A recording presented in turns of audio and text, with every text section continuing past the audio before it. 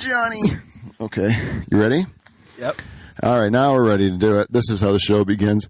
You know, if there was people watching our live stream, that's how it opened. And if you're just listening, I think that's how it should start with the audio podcast too, is that as soon as you hit the link for this show, it's just going to be going, Johnny. That'd be a good way to start it. Yeah? It makes you seem sexy, Johnny, to be honest, yeah. right? Yeah. Well, it's not a lie. All right. You know, what? He's a handsome man over there. Oh, this must make you feel great right now, right? Oh, yeah. We made you drive way out here in the country. Way You say, out. come out to a back shed. Yeah. And That was a little terrifying. couple of guys in their late 40s are going to tell you how handsome you are. Yeah. Yeah. You know, you're safe, Johnny. Yeah, it's completely safe. Yeah. Anyways, Kevin, Yes, sir. we got to get this raping started. That's right. But there's only one way to do it. I know how. Yeah, that's a theme song.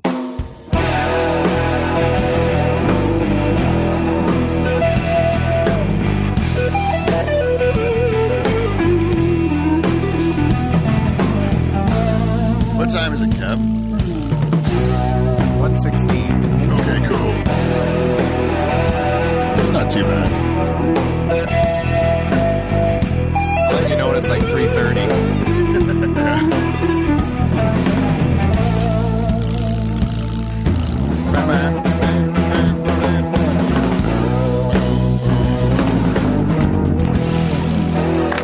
Hello, everybody. Hello. Welcome to the Pool Shed. We're here on a rare Saturday afternoon, trying to get one in the bank because I would like to go and roam the earth.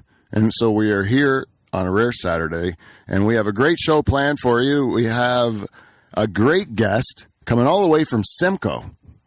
Long drive. Yes. Ladies and gentlemen, I'm going to introduce him first. You gotta. He's come all this way on a Saturday before going and toiling away at Levity Comedy Club tonight, listening to potentially some of the greatest jokes he's ever heard. Today, he's going to have to endure this instead, right? It's going to make tonight seem more fun for you. Because you hear a bunch of bad jokes here, you good ones when you go back. Okay. Ladies and gentlemen, Johnny Renton, everybody. Johnny Renton. Thanks for having me, Pete. Well, I'm happy to have you, Johnny, and I can't wait to talk to you. I got a lot of questions. I want to pick your young mind. All right. But at first, I got to introduce the rest of the cast because we always appreciate this guy coming all the way down from the stock. Ladies and gentlemen, Kevin Fingers Van Dungeon, everyone.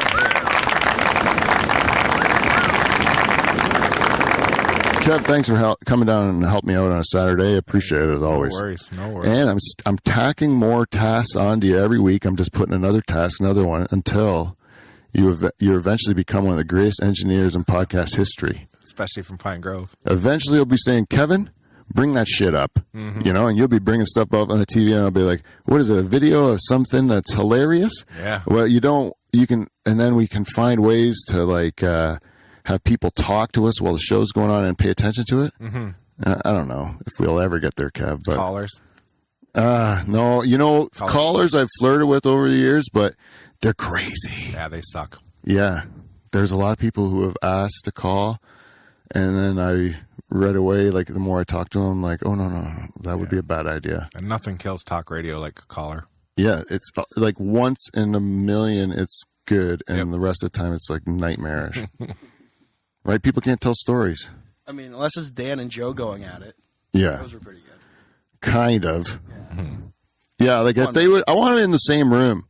Barb on barb, roast battle style, right? Exactly, yeah. Yeah. Shove cheek a little bit that way so you can get right in front of that mic. Because I see, yeah, there you go. If you got to make love to it. And if you want, you can take it right out, hold it up like comedian style. Oh, okay, yep. And then we just take that thing and chuck it rock star into the, towards the camera, but don't hit the camera. Yeah. But you can do that too, Johnny. All right. But I got one more person to introduce, and this is a very exciting introduction. Ladies and gentlemen, you can probably see him. He's hiding behind the camera there. He's got a brand new makeover. Ladies and gentlemen, returning to the show, Robot Dave. Thanks a lot, Pete. Oh, Dave, what's the matter? You don't move your lips anymore? What? Oh, Dave. No. All right. There you go. Okay. Now I want to see you look a little bit bigger. You have broader shoulders. You have, I would say, your neck is half the length it used to be. You know, a lot more charters like, I would say. Do you feel that way as well? It sure is. How come you're so slow on your mouth movements there? Have you all been doing anything else? I hear you've been working on mobility. Can you show us your moves? Yeah, let's get some of those city bikes or whatever. Yeah. There you go. Look at that, eh? Looking at me creepily. That's fantastic. That is great, Dave. Thank you very much. Look at that. Well, anyways, Dave, I'm welcome back to the show. Thanks a lot, Pete. All right. That's enough of that. Wait. It's creepier when he's just leering over your shoulder, Johnny. Oh, yeah. All right. So, Johnny, you've listened to this program before? Yeah, a couple times. So can you help Kevin out with the 2-time thing? Yeah, I can do that. Okay. And because I'm the only guy left being introduced, eh? I'm the host of this program, and two-time President's Club Award winner, Pete Van Dyke. That was a test. Hey, that was a test, and he passed. Yeah, you did good. Yeah, I didn't know. I was trying to test how much of a real comedy nerd you are. Pretty big one. Yeah, and I sensed there's deepness in this. Oh, yeah, yes. Yeah. And there was a real tip-off when I saw you at the Winking Judge the other day. You said you listened to my podcast with Nick Dury. Yep. And then I was like, oh, this guy's got it bad. Yeah, I do. That's the whole reason I started at Levity, actually, was because I was just a huge fan of Friday at 420. Oh, yeah? Like, I've been on it there twice now, just as a super I saw you the other day on it, yeah. Yeah. So, yeah, that was the whole thing that got me going to Levity in the first place, and then Pat just figured, fuck it, he's here all the time, let's give him a job. And Yeah, so I wanted to say, like, you just kept going down to Levity to watch the shows? Yeah, I was there every night they were open. Before I started working there, now I'm still there every night they're open. But And you also listen to, like, you also love comedy, right? You must, right? Yeah, absolutely. So, how old are you now? 20-something? 26. 26 years old. So, who would be your, like, first, like, influences in stand-up comedy? Probably would have been, like, Adam Sandler. Back in the day, like SNL times. Yeah. Yeah, seeing just little things that he had done because my mom had like tapes of him and stuff. Did she have the album like with the goat? I think They're so. all gonna Actually. laugh at you. Yeah. I love that goat where. You better not do that again. What is it like? Fuck me in the goat ass, right? It's just like a goat who's on a pickup truck with a rope like tied to a cinder block, right? That's how he stayed. Yeah. That's the fucking craziest shit ever. Yeah, like I had that album too. Yeah, it's been years since I've heard it, but that was the first intro to stand up, and I didn't even know it was stand up. And then, you know, as I that's got older, I started to find more and more comedians and figure out what it was. And yeah. Which is the one with the shampoo bottle in the ass? Medium pace. Medium pace. Did your mom play that song for you too? Medium pace. Probably. Yeah. Your mom is your mom my age? It depends how She old might are you? be. I'm 48. Yeah, she'd be around your age. Oh wow, this is crazy. Yeah, sorry. both my parents would be around your age. Well, tell them that I appreciate their trust. Yeah, good job. Neither one of them know I'm here. Actually, No, I'm just kidding. You're like, no, that's kind of funny though. Like that, you would have got those. Like I'm thinking of Toll Booth Willie. Yeah. And then did you go back? Because like then you would have the internet, right? Exactly. Yeah. So then when you would dig back into comedy, who did you start looking at? There was a lot of Eddie Murphy. Yes, A little bit of Golden. Carlin, like the 7 words you can't say on TV. Yeah. Always loved that. Yeah. Kind of like reading the classics, right? Exactly. Yeah. And then like as soon as I found Ari Shaffir, he kind of became my go-to. Oh yeah. And he's actually the reason that I found Friday at 420. Oh. He had Pat Manolis on there one day, and I was like, oh, I liked these guys. Like, let's see if they've got albums. And I found Manolis's Girl Penis album, and Oh yeah. yeah, so then I started like always wanting to go see Manolis, and That's awesome, Yeah. dude. That's really cool, actually. That's a real story of how you can actually find a fan in Canadian comedy. Oh, that's the best. Yeah. But then you became an actual comic, so then you're kind of no good to us anymore. Pretty much. Yeah. Right? Yeah. My opinion means less now. Yeah. Yeah. But I like if you have a true love for it, right? Yeah. And you can tell because you like got a job, you like followed it. Like you must have a real passion for it, right?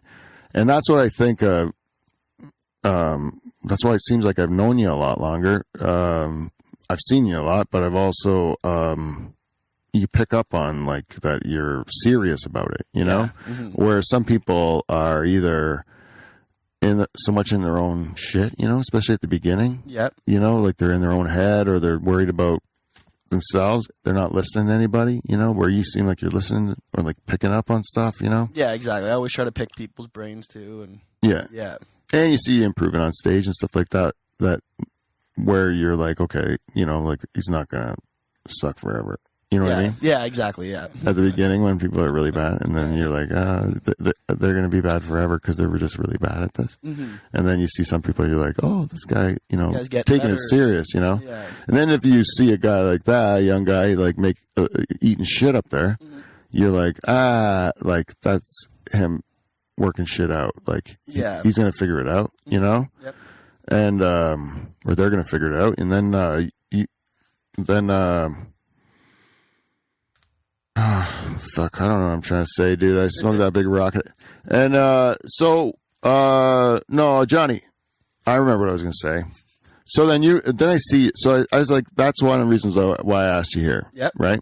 The other reason why I asked you here is because you are from Simcoe. And I'm stuck because I needed to go on a trip, right? Yeah. So I like Johnny is in Simcoe, so he'll come. And then the other reason is because there's only really two of us in Norfolk County. Every time I tell people where I'm from in Hamilton, they're always like, "Oh, do you know Pete Van Dyke?" Yeah. Yes, I know Pete. Yeah, and there's maybe one other guy that would even like tiptoe out of what I would call a hobbyist. Oh, okay. Yeah. You know, one other guy maybe, but the rest of the county is just me and you. Yeah.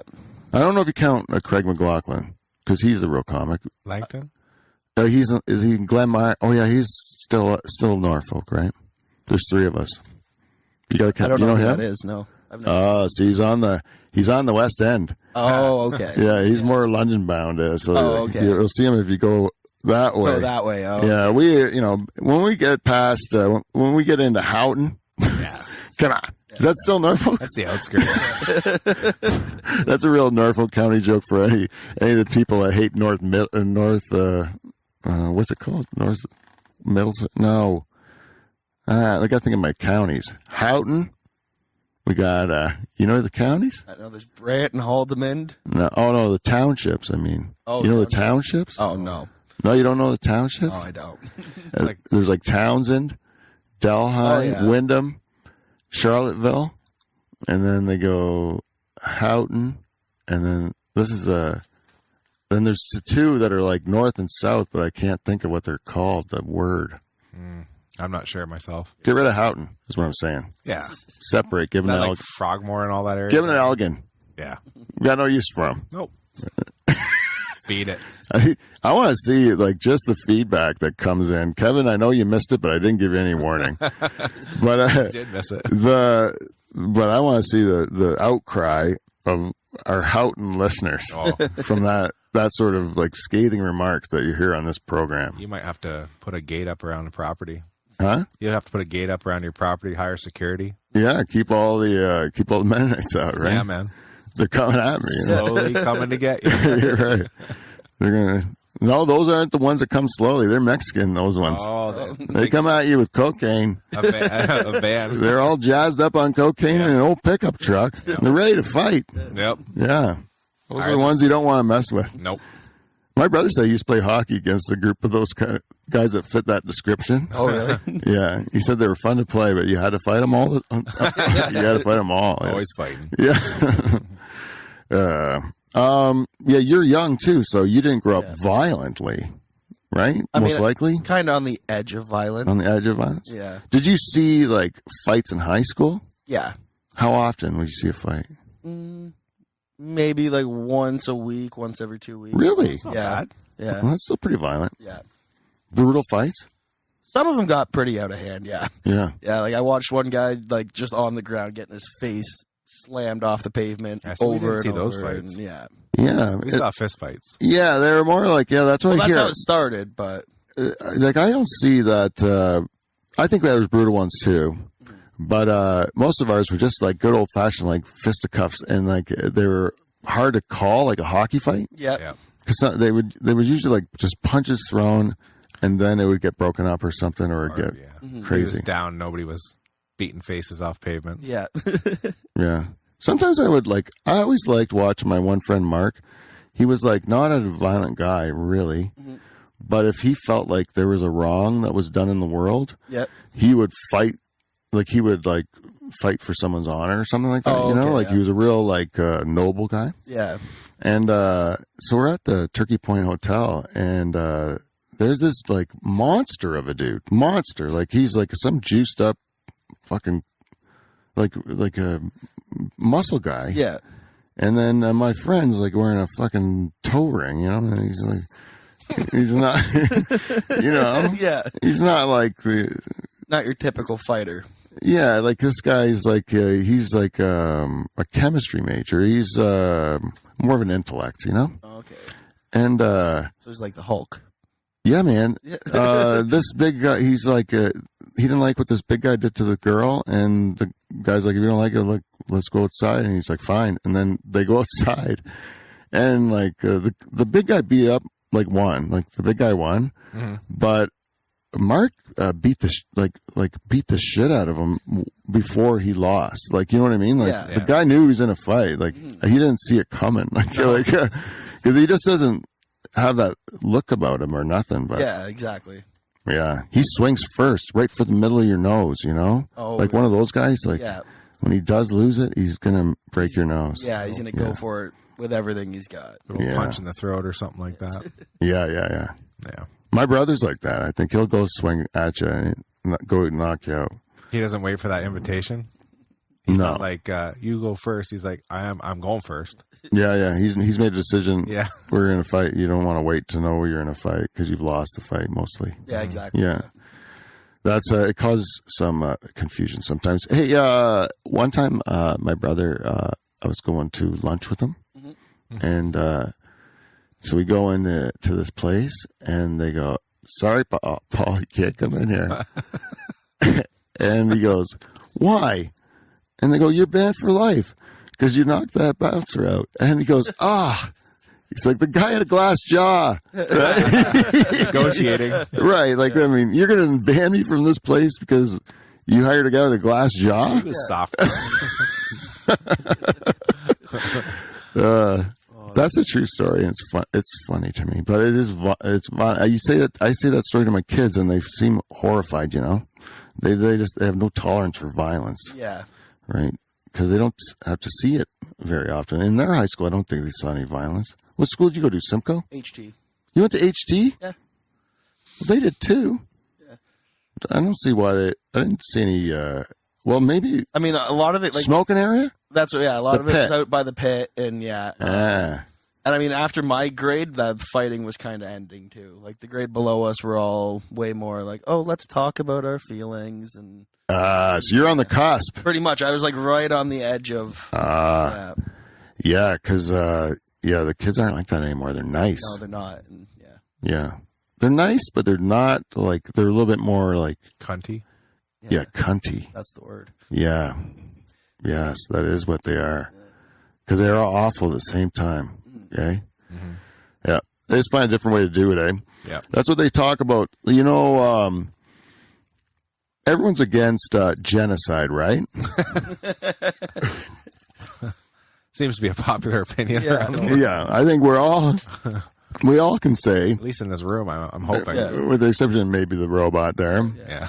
is that we all are against it.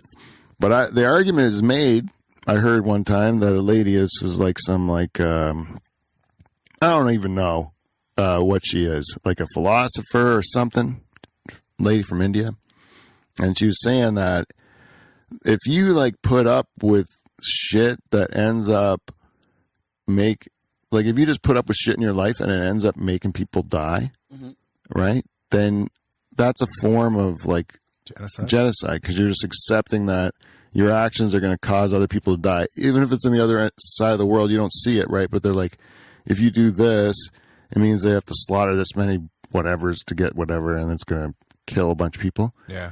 Then if you did that, then that's the same as... Right? And then they're like, so sometimes you are doing that by just turning a blind eye to these things, right? Or supporting something that you don't realize is causing that kind of death. Or Yeah. Anyway, so that was the argument. I was like, and they go, it's still happening. It just happens in different ways. They shut people off of food. They push people out of their country through war or through violence. And it's happening in a lot of places, but like you just... if you need the product, I need a new cell phone battery. Yeah. A Congolese maple or whatever flooring. Yeah. Because I'm a rich CEO. It's a must-have item. Yeah. My CEO of my company one time, I know I'm getting a little bit sidetracked here, but my CEO of my company one time, he's in front of us all, right? At a meeting, and he's trying to relate to us. And he says to us, he's trying to say how important he knows good service is. Yep. And he was talking about bringing his kid on this African safari and the service he got on this African safari.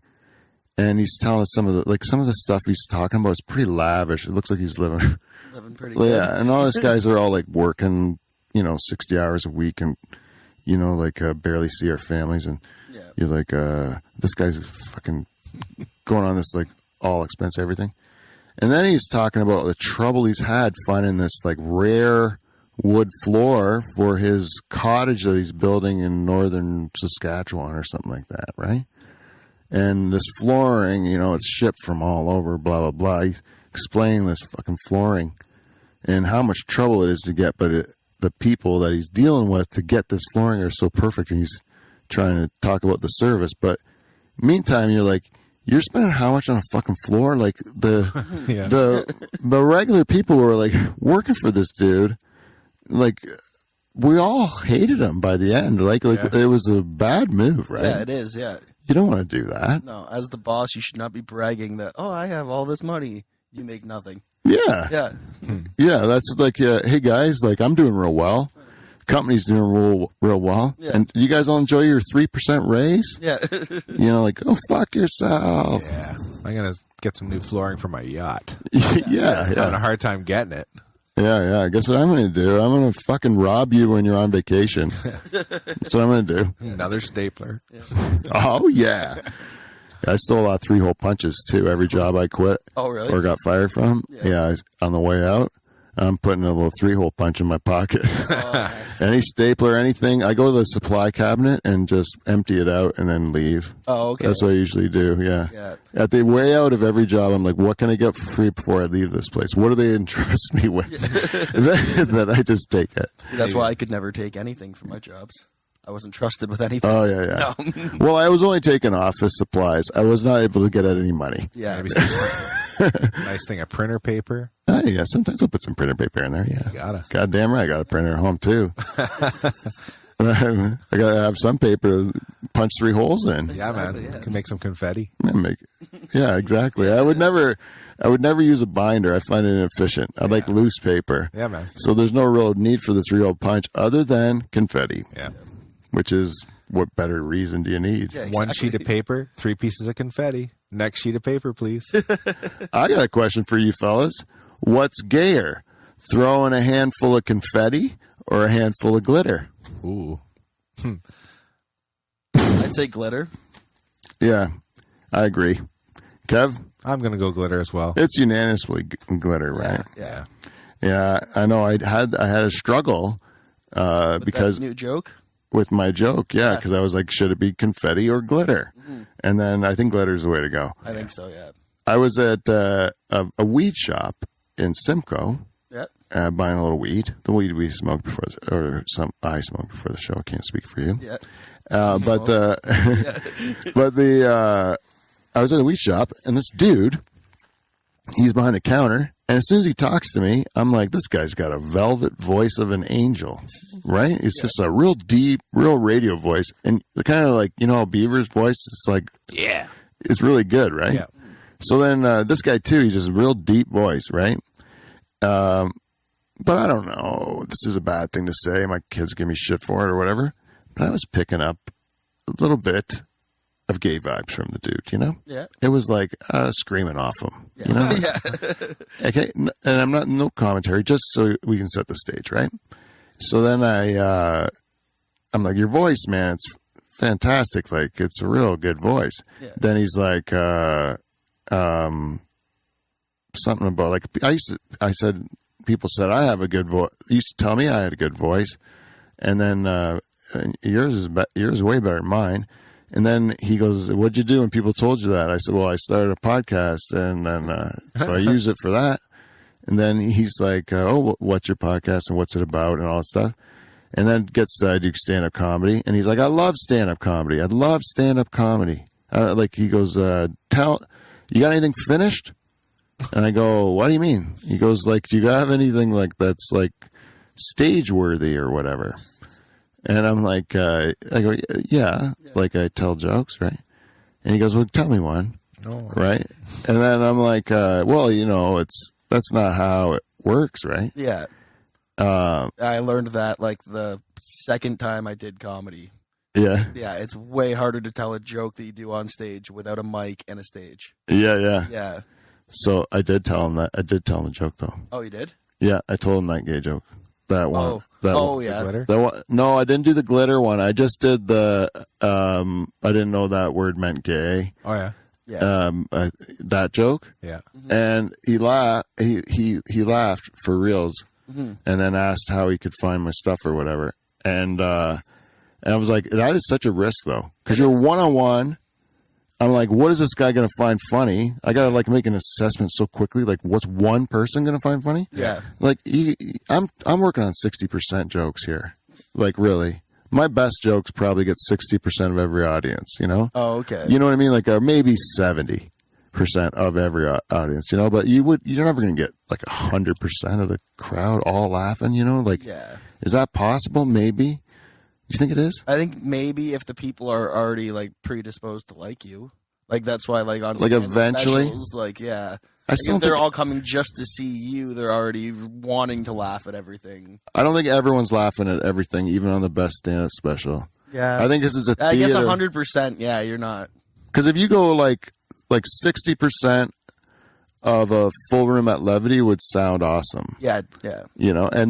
and 60% of a full theater would be even better, But if you're getting that 60, they say if you can get 60% of people at a open mic, Yep. you can get 60% of people at a arena. Oh, okay. With minor things like Exactly. Yeah. but most of they say most of the time if it's a good joke, Yep. maybe it's different if it's performance or intimate or if there's some element of that. But most of the time, if it's a good joke that makes people laugh, then if you make 60%, it's going to be like a rule no matter who it is, what country, what anything. Yeah. Unless it's, I did that one gay joke about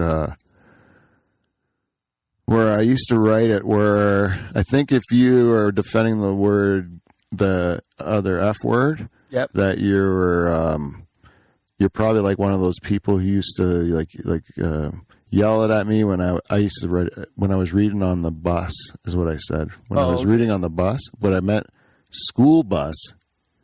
But we don't say school bus around here, eh? Not really. No. No, because we don't have public buses. Exactly. We don't have normal buses. So, Yeah. Yeah. But when I was telling the city and I said bus or whatever, the joke isn't that good. That's why I don't say it like this now. It's way better. That's the glitter one now. Yeah. It turned into the glitter one. I was gonna say, yeah, it's got like kind of the backbone of that joke, but yeah. Now I can, when I have time, if they give me time, I can just play with the punchline of that. I even do it on this show, you know. Yep. You'd swear I was throwing 2 handfuls of glitter and shooting cocks out of my ass like that. That you don't even need a joke. No. Right? Yeah, it gets me every time I hear it. Right? Yeah.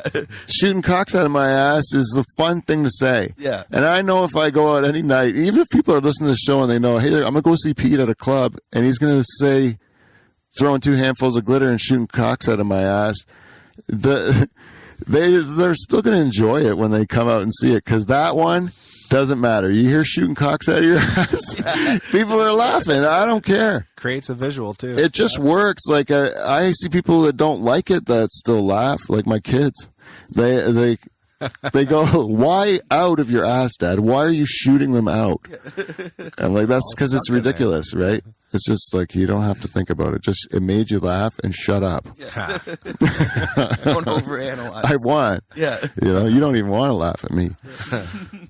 Yeah. If you make your kids laugh when they're like, you know, older teenagers, like, I mean, does your mom make you laugh? Is your mom funny? She has made me laugh, I'll say. Yeah. Not really like. Is your dad funny? Jokes. Not really.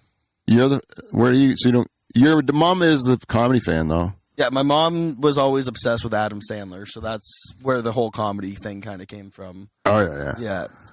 My dad was always way more serious, being a cop and stuff, always like CSI and. Does he have a mustache? No. No? Never? He did when I was really young, so I've seen pictures of it, but yeah, never in person. Man, if you're a cop and you don't have a mustache, like, what's the point? My other 2 uncles, though, who are cops, both have mustaches. Really? Yeah. You come from a cop family? Yeah, so my dad had 3 brothers, and 3 of the 4 brothers were all cops. Do you ever get just like hassled at family get-togethers for having long hair? Like, do they just ever frisk you and search you for drugs? No, they haven't frisked me yet, but they already know I have drugs usually. So. They're good profilers, eh? Yeah, they've accepted it. Yeah. It's from the joint in your mouth, Yeah. right? Yeah. And the one I forgot in my hair. Good detectives. Yeah. That's cool. You're in a cop family. I've never met someone from a cop family before, like someone with a lot of cops in it. I'm all farmers in my family. Oh, okay, yeah. Yeah. We don't like to see cops at all. We're always like, stay off. We don't know what the rules are. We just know we're doing whatever we want, and we're probably breaking a bunch. Probably. Yeah. That's the way we were raised. Yeah. Is that the same as you, Kev? What, raised, like, don't want to be around cops? No, it's just like, because you don't know. Like, we don't really know what the rules are, but when you're on your farm, you're just kind of doing your own thing, and you're like, I'm pretty sure we're doing some shit wrong. Yeah, you know? Even just the like anxiety level passing one, I'm like, always checking in the mirrors, like, I'm getting pulled over for sure. You're not doing nothing wrong, but you might be. Yeah. So it's like, if you don't have cops in your family, you would probably be like, there would be however they're presented to you, you know, like, like my parents would be like selling to me as like, you don't want to get in trouble with the cops, right? Yeah. So like, I would always think like, okay, I don't. Yeah, I thought the same way because I played a lot of Grand Theft Auto as a kid. Yeah. So, like, me and my brother would be murdering cops on it. My dad would come down, pissed right off. Stop calling them pigs. I'm like, no, fuck these pigs. Yeah. I don't know. I think I like the ones that I was related to, but that was kind of the extent of it. Yeah, I mean, it's funny. Like, I don't. Certain people have different real like attitudes towards police. Because like my friend Gabe from university, I never like when we got pulled over by cops or whatever. Like when I was 16 or 15, maybe I went to a bush party in Dover. Yep. And they had one of these cups. It was like a community cup. Oh yeah. So you like pour and then some of what you're drinking and then into the community cup and then you drink. Yeah. Well, it's like my first bush party, you know? And I wanted to like have a great time or whatever. So I poured whatever, my fucking Durango or some fucking Malibu rum. Whatever. Yeah. 15-year-old get his hands on and then into this cup and then I drank it and then we don't know what's in it, right? Yeah. And I don't have a very good tolerance, I'm sure. And so like, anyways, I got a little fucked up. And then when I was leaving, I was really just having a good time, I'm sure. But the police saw some kid acting obviously drunk. Yeah. excited as hell to be drunk. And then he puts me in the back of the cruiser, and he's going to give me my first of many $53.75 charge for Public. Underage drinking. Oh. Yeah, underage drinking was $53.75, and when we go out, you'd buy your case of beer, and you'd have to save your $53.75 for when you eventually had to pay it. Because so it was like, hopefully only one of us would get it, and then we'd split it. You know? Oh, okay. Yeah. Usually that's how it would go. If a cop was nice, they'd be like, "Hey guys, put your beer in the car and go home. One of you guys have to take a ticket." You know? Yeah. And then once we found a 19-year-old to drive us around, that was cool too. But then he still got booze accessible to the driver. Yeah. Oh, yeah. Because we're always driving around drinking. Yeah. And then we decided, I got an idea. Let's get a Mickey of booze and go to the movie theaters. And then you can go up into the balcony. You just buy a large Coke or something. Yep. You drink a little bit out of it, and then you pour your whiskey in there. Yep. And then you got a nice big giant Ryan Coke that you can sip at in peace while watching Basic Instinct, you know? Yeah. That was actually one of the movies I did watch doing that, Basic Instinct, just to watch See Your Pussy, you know? Yeah, exactly. The big screen. Yeah. You couldn't see it. No. I didn't see nothing. I remember thinking that I was clever sneaking booze into an outside party in a gas can. Like no cop would ever. Why did 3 people have gas cans? Yeah. Oh, yeah. Go to this party. It's gonna be a big fire. We went to the Animal Olympics in Port Burwell one year. You ever heard of that? I've heard of it. No. It's like it's at a campground in Port Burwell, and it was run by like bikers. Okay. And they would do like drinking games, and so you go there and you have a campground or whatever, your campsite, and then they would play. You put a team in. And then you'd have to do like the one was like a tricycle race, and you'd have to race around a track, and then you would do you'd have to shotgun a beer. Yep. But the first one wasn't a beer; it was like 2 raw eggs or something. And then you had to go around the track, and then shotgun a beer, and then shotgun a beer, and then people would be puking everywhere. And then eventually people were actually puking on each other. They were like as weapons to slow down the bikes and stuff. Like it was awesome. It was crazy, you know? And then I was in one where I was running. It was an obstacle course with the whole team, and so you had to have girls and guys on it. So the girls didn't want to drink all the beer, and we had to do like 2 beers and 2 shots or whatever at the one picnic table each. Yep. And so girls were like, I can't do it all. So I did like 4 beers and, 4 shots. And then I'm running to the next station, and there's a whole like crowd of people watching behind like a rope. Mm-hmm. And as I'm running, I face them and I just vomit right at them. The secret. And then at the end of that, you got to push this cart through like a bog of water. Yeah. And then you have to crawl underneath an electrified chicken wire that's just right over the ground.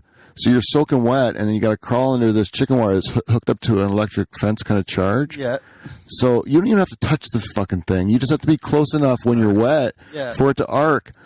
And you're seeing people just fucking flop around like bacon under this thing. They're like, this is the wildest nightmare ever. Country camping. Anyways, my buddy Adrian, last day. This is one of my most fun weekends ever because I can tell you 100 stories. Like my friend Dave, this is my favorite part, Dave's story from that one. There's this game called like lingerie musical chairs. It was called lingerie musical chairs. Okay. So everyone had to come out and dressed in their evening wear attire. Yep. A couple from each team. Mm-hmm. Our team abstained from this one. We couldn't convince any girls to do it. No. So there's one girl, like one guy just wore like a hot dog bun on his dick, and he just duct taped the hot dog bun to his dick. That was all he was wearing. And then, so anyways, these are like, some of these ladies are, like they're well-traveled ladies. Yep. And they're with like big burly bikers and stuff. And anyways, me and Dave have been drinking nonstop for days now, and we're leaning against this fence watching this nightmare. And the one girl comes over after the event, and Dave goes, "You were my favorite, right? Of all the people in that competition, you know." He's like, "You were my favorite." And her boyfriend, who's like a big, giant, like killer-looking guy, he's like, she's like, "Oh, really? Why is that?" "Oh, I can't tell you. I don't want to be rude, you know." And so he says like that. And then the biker's like, "No, tell her. She'll like it, you know," or whatever, you know. And he goes, "I liked you best because your muff was hanging out."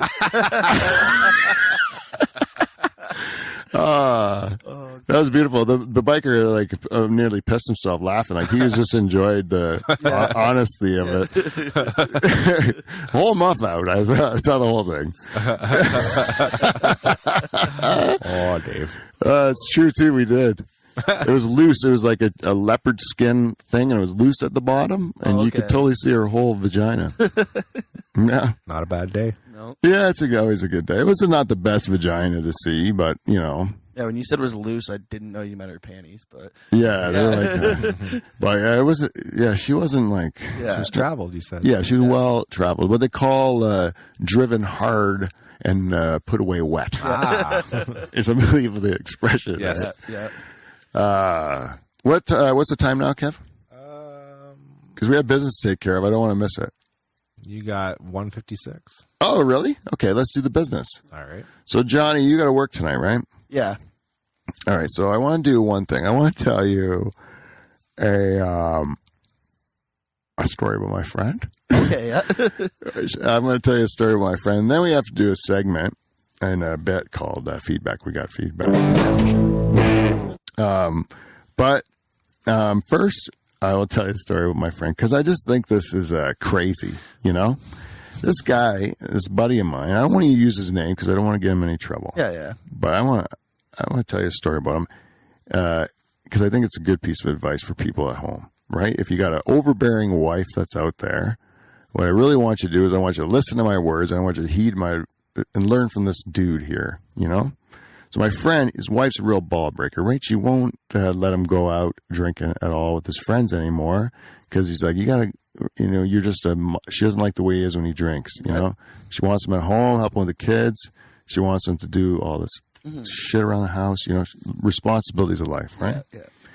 So this guy, you know, he's like totally pussy whipped by this lady, you know? He has gotten so me and my friends are like, dude, this is what you do.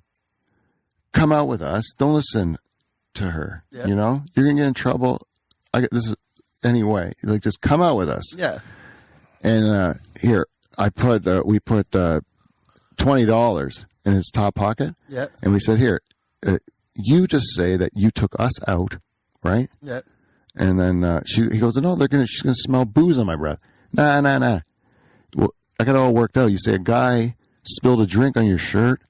That's how, and he paid for the dry cleaning. You put $20 in your pocket. Oh, okay. You get away with it, right? Yeah. So he comes home. You're like, you smell like booze. You're like, no, I don't smell like booze. The guy, I just dropped a guy off, and then this guy spilled it. Look in my pocket, right? Yeah. Anyways, that's what he says to her. So he's like, well, this sounds great. Drinks with his buddies. Says good night. Yeah. Goes home, feeling cocky, right? Walks in the house, kicking his boots off, making a stir, you know? Wife comes over, smells the booze on him. Well, she starts getting him shit right away, you know? Yeah. He's like, honey, you got it all wrong. I was just giving people a ride home. Guy spilled a drink on me. I know I smell like booze, but the guy even gave me $20 for dry cleaning. Check my pocket, you'll see. Or look at, and he hands her the money. She opens it up. She says, there's $40 here. Yeah. He goes, oh, yeah, he shit my pants, too. Right. Anyways, that's an old joke, eh? Yeah. You ever heard that joke before? I feel like I have, yeah. Yeah. It's an old tale. Yeah. Heard it that way for a long time. It's a good joke. It is, yeah. I don't know why I told you that, Johnny. It's just out of nowhere, really. Really just a non sequitur. Just tell you that story. But I wanted to get that out of the way before we do a little segment on this program, which is called Feedback. We got feedback.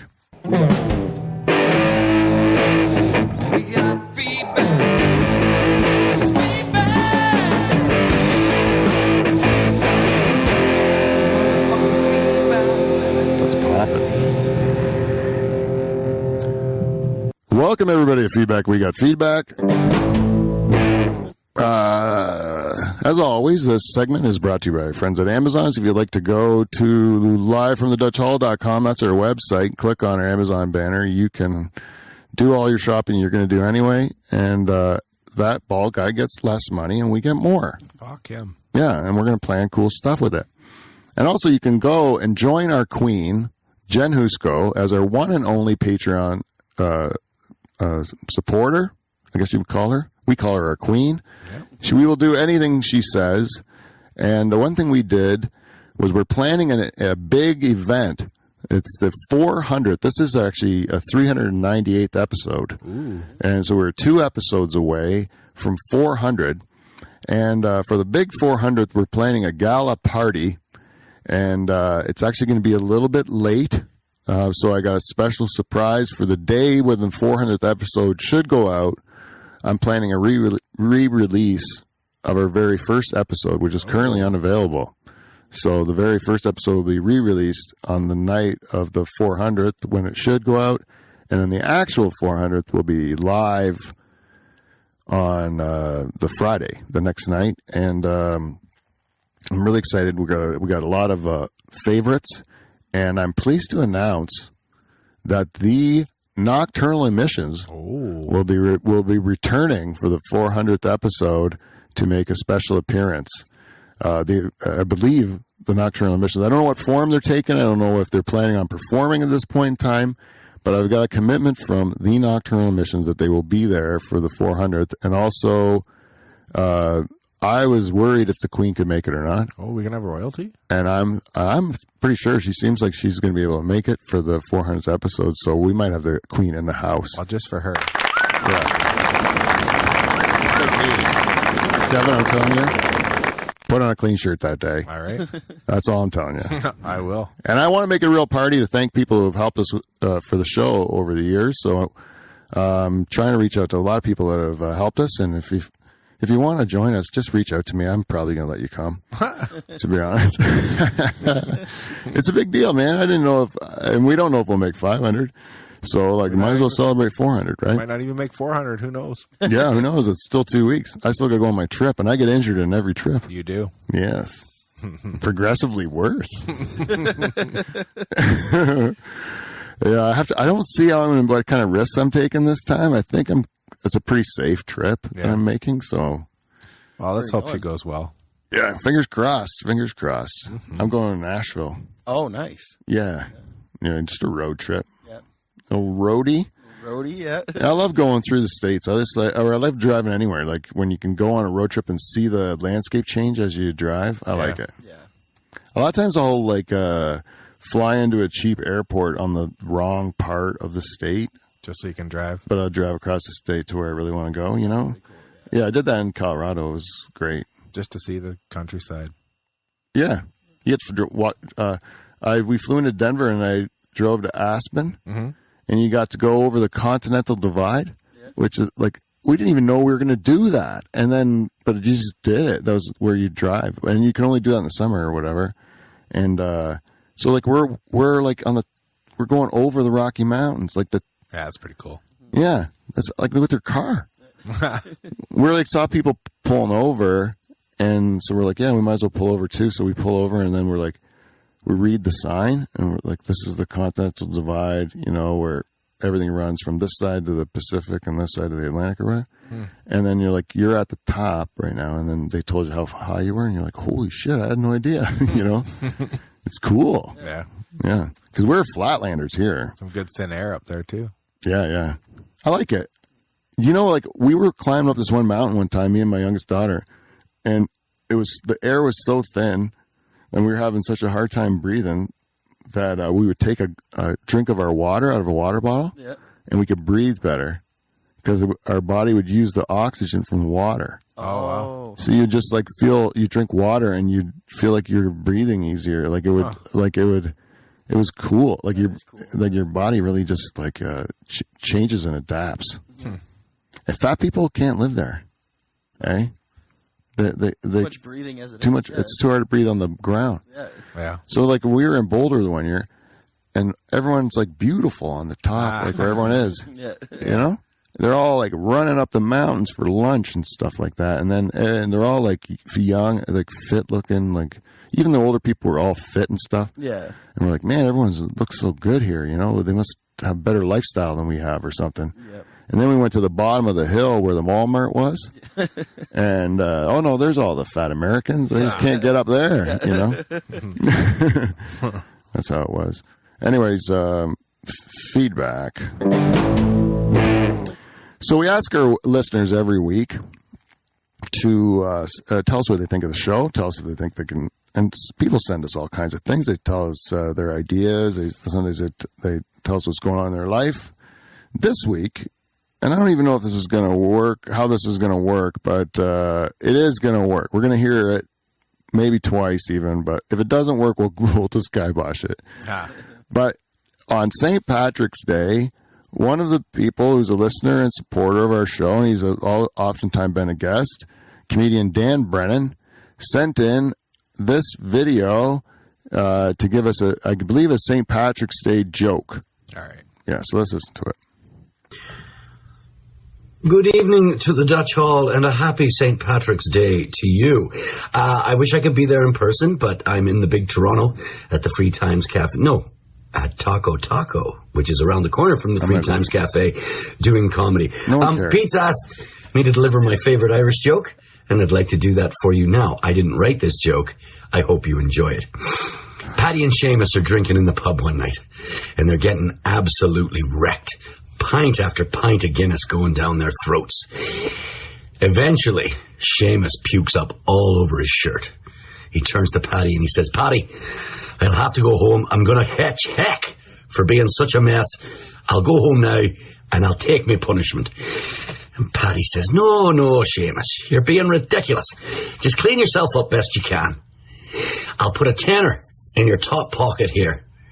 You go home, you say somebody else puked on you. Seamus thinks that's the most brilliant idea I've ever heard. They keep drinking. Hours later, they pour out of the pub. Seamus goes home. He comes staggering in the door. The wife's there right away, and she sees him. And she says, What? Look at the state of you. What have you been up to now? And he says, Listen, love, it's not me. A fella puked on me. He's put a tenner in my top pocket to take care of the dry cleaning. So she goes into the top pocket and she pulls out 2 tenners. And she says, Seamus, there's 2 tenners in the top pocket. And Seamus says, aye, he crapped me pants as well. I hope you enjoyed that. Take care, everyone. Sorry. All right. It's kind of like a who wore it better kind of situation there. But, you know, I guess in retrospect, I want to say thanks to Dan. I was obviously fucked him over on that one, but because I never heard it that way, but it makes sense that the guy pukes and then you get it dry cleaned. But I didn't hear. Yeah, I get it. I don't know. I think shit he shit my pants too. Shit my pants is funnier than crap my pants, right? Yeah. Right. This is a little joke breakdown in a way, right? Like, like some words are funnier than others. If you were in Ireland, maybe that would have killed more because all those things. But if anything, it would take me out of it, right? Mm-hmm. Yeah, the accent was brutal. Yeah, I don't even. His real one is a mystery because it's we don't even know anyone in the world with that accent that he has in real life. Yeah, he's like Tommy Wiseau. Yeah, he has that is kind of what he is. Yeah, that is funny. Do you know Doug Coney wants to make a movie where Dan plays my dad? That's hilarious. Yeah, I think I've heard you mention that on your podcast. Yeah, I really want him to do it. I want to say it as many times so that he actually does it because that'd be hilarious. That would be, yeah. Even if it's just for like a small scene where like you have to walk through and say, like to buy airline tickets or whatever, and we're just father and son doing it or whatever. Like even if it was just something like that, it would just be so awesome to be able to do it. That's the greatest part about this kind of like work. Yep. Is that your friends are all idiots too, right? Mm-hmm. And they're all trying this crazy shit that we're doing. Yeah. And if they come up with some fucking wacky idea, like I'm in. Yeah, you get to be a part Yeah, of it. like I'm totally in. Like I don't care what you come up with. Like Well, that's like the Hot 5 that Patrick is doing at Levity. Did you hear? Yeah, about that? yeah. Yeah, like I'm gonna do that just because I hate hot foods, but I'm Yeah. gonna do it because I think it'll be hilarious. yeah, I would do that too. But I heard, and it's like that show Hot Ones or Ones. whatever. Yeah. That's a great show because they interview people and they make them like these people are trained. Like a lot of them are real celebrities, right? Yeah, So they're trained how to talk to media and everything, and then you get them where their disarm. their frontal lobe isn't working anymore, and like they go into their like subconscious into survival mode because of the heat kicks in, yeah, and then they let their guard down and they start being really authentic, Yeah. and it makes for great interviews. You know, I don't know if that's what the guy meant to do. But it is what that show is. It's cool, right? Yeah. And with comedy, Shazma did it last time, and he said that it was like it did kind of like make you like know how well you knew your jokes. Oh, okay. Yeah. Because you were taking off your game a bit because the heat is taking you off your game. So Exactly, it's like having another, like a heckler or another element thrown into the room where it's like you're trying to do your act plus you got to deal with this shit, right? Yeah. So if it's kind of just anything you do to make it harder for yourself is going to make you better. In the long run. Yeah, it sharpens your skill set. Probably going to make you feel terrible that night. Oh, probably. I've had a couple nights like that already. So, yeah. So you having fun though so far? Oh, I love it. Yeah. Yeah. Yeah. Like there's been a couple of times where I've gone up and just bombed and then felt like shit, and then I could just go up again and Yeah. feel good again. So Yeah, that's the thing. I mean, it's all about washing the bad taste out of your mouth. yeah. Yeah. Once you get used to that bad feeling, like not that you want to get used to it, but like once you're not like feeling like it's like the end of the world. Yeah. Which I'm slowly starting to realize. Yeah, Yeah. it gets a lot better. Now when I bomb, I enjoy the bomb. Yeah. I kind of do. Like I don't want to do it again, believe me. Yeah, I'd much rather yeah. have it go well, but Yeah. when I am bombing, I'm kind of laughing to myself how much they hate this. Oh, okay. Yeah. Yeah. Yeah. Like I'm like, this is kind of funny. Like I thought this was funny and these people hate it. Yeah. Yeah. You're like, this is funny. This is funny to me. Like that you dislike it so much. And, that is always going to, like, I think as long as I can do that, then I'm fine. I'll fail all day long. What are you going to do? Take away my birthday? Like, fuck. So I told a joke. It didn't work. Like, fuck. Get off my ass. You do it. It's not easy, man. Yeah. Anyway, I have to pee so bad, so we're going to have to end it. Dan, I do appreciate it. If any of you people out there want to give me a piece of feedback, please do so at livefromthedutchhall@gmail.com or thedutchhall@gmail.com or Instagram and Twitter, we're Dutch Hall. Facebook, we're the Dutch Hall. Whatever, you'll find us. Just put Dutch Hall in the fucking box and then Something will happen. you'll see my face. And you got anything to promote? Just go to Levity Comedy Club. Pretty much just, come out to Levity, hang out. Yeah, it's always a good show there, so no reason not to. Has Jan Brennan ever... He's hosting this weekend. he's hosting. Oh, Yeah. yeah. I saw the last night was pictures were out. Liam? Liam Kelly's Liam headlining. Kelly, yeah. That's to be a Jimmy fun... England middling. I love Jimmy. Yeah. And that's cool. So that's sweet. Put a word in with your boss. Yeah. Help me get a weekend spot there. Yeah. Come on. Throw a bone to old Peachkins, huh? I will, yeah. Yeah. Anyways, Johnny, I do appreciate you coming in. I wish you all the Anytime, man. best. And I love seeing the way you're going at this thing. So keep it up, man. Thanks, man. Yeah, you just gotta keep doing it, man. Yeah. All right, everybody. Hope you enjoyed the show. If you'd like to, tell a friend. Otherwise, we will see you NT. See you next Thursday.